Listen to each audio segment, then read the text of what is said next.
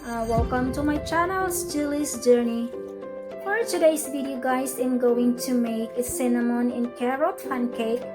So this is guys, this is the grated carrots and I add fresh milk, some fresh milk, and I'm going to blend.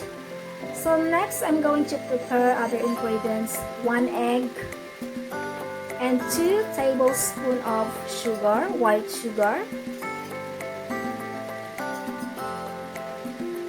So, and also I'm going to add the cinnamon. I add a half tablespoon of cinnamon powder. The cinnamon, the smell is really good. This is also added a flavor to my pancake, which is my alaga loves it. So mix it well. And next, this is the blended carrot. Mix it well again.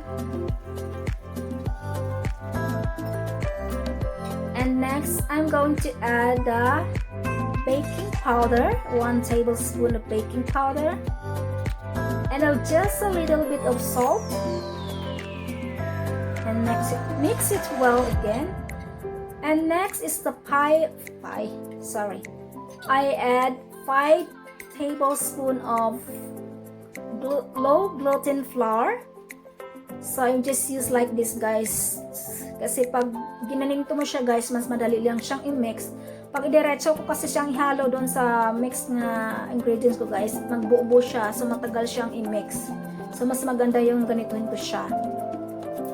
So I think yeah, this is done.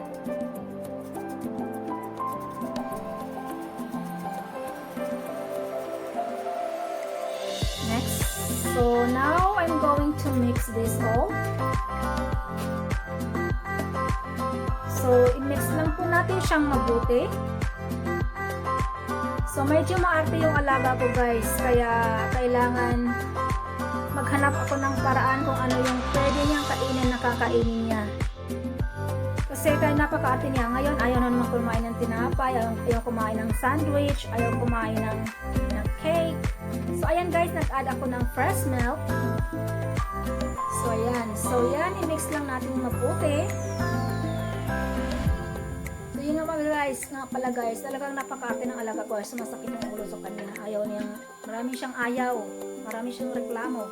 So maglagay din tayo ng konting olive oil. Wala akong ano guys, ang mayroon ako dito ay unsalted butter lang. So ayaw ko namang i-add yan dito sa pancake ko. Syempre, mas maganda yung unsalted butter. So I don't have it, so I just use a cooking oil or olive oil. So ito guys, mag-add na tayo ng kaunting ng oil sa ating pot. So, spread lang natin yan. Actually, alam ko naman guys na marami sa inyong alam na itong lutuin. Kaya ayan, i-ano ko na lang. So, ganyan guys.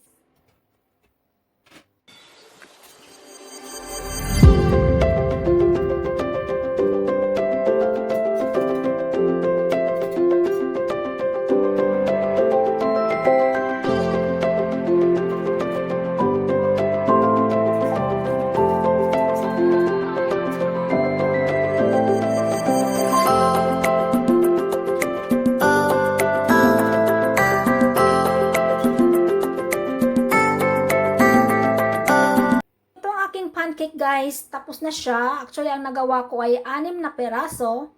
Kinain ko yung akin. So, ito guys, shake well ito. Ito yung chocolate toppings. Ito yung favorite ng alaga ko guys.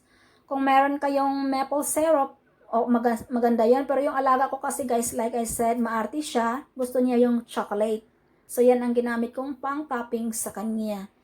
So, ito na siya guys. Napakasarap nito guys. Kinain ko niya yung aking part. Ayaw ko lang kasi ng chocolate. So, yung sa akin, kinain ko na. So, thank you for watching. God bless us all. Bye-bye. Please, panoorin nyo namang, tapusin nyo namang aking video dahil maiksi lang ito guys. So, bye-bye.